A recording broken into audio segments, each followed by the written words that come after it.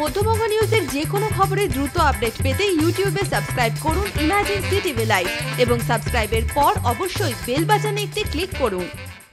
কয়েক বছর আগে জেএনইউর ছাত্রনেতার বিরুদ্ধে উঠেছিল নানান অভিযোগ, যদিও সেই মামলায় ছাড় পেয়েছেন। আর এবার বাবার হয়েই প্রচারে মুর্শিদাবাদে এলেন সেই ছাত্রনেতা উমর খালিদ। জেএনইউর ছাত্রনেতা উমর খালিদের বাবা, যিনি ওয়েলফেয়ার পার্টি অফ ইন্ডিয়ার সর্বভারতীয় সভাপতি ডক্টর SQR ইলিয়াসকেই এবার লোকসভা ভোটে জঙ্গিপুর লোকসভা কেন্দ্রের চমক করেছে দল।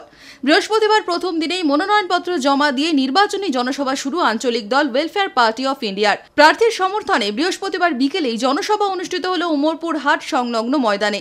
দলের শীর্ষ নেতৃত্বদের সাথে নিয়ে নির্বাচনী জনসভায় জনসংযোগের চেষ্টা পার্টির শীর্ষ নেতৃত্ব থেকে প্রার্থীর। इतने साल आजादी के हो गए, ऐसा क्यों है कि जहांगीरपुर मुर्शिदाबाद जैसा क्षेत्र इतना पिछड़ा है? ऐसा क्यों है कि आज भी बीड़ी मजदूरों को उनकी न्यूनतम मजदूरी नहीं मिलती है? 300 न्यूनतम मजदूरी है, उसका आधा भी नहीं मिलता है। ऐसा क्यों है कि कोई अच्छा विश्वविद्यालय इस इलाके में नहीं खुला है? ऐसा क्यों है कि उन बीड़ी के मजदूरों को एक तरफ आप न्यूनतम मजदूरी नहीं देते हैं, लेकिन वो तमाम बीमारियां जो उनको होती है मजदूरी करते वक्त, उनके इलाज के लिए कोई अच्छा सरकारी अस्पताल नहीं है। रोटी, कपड़ा, मकान, शिक्षा, रोजगार, ये आपके डिमांड है।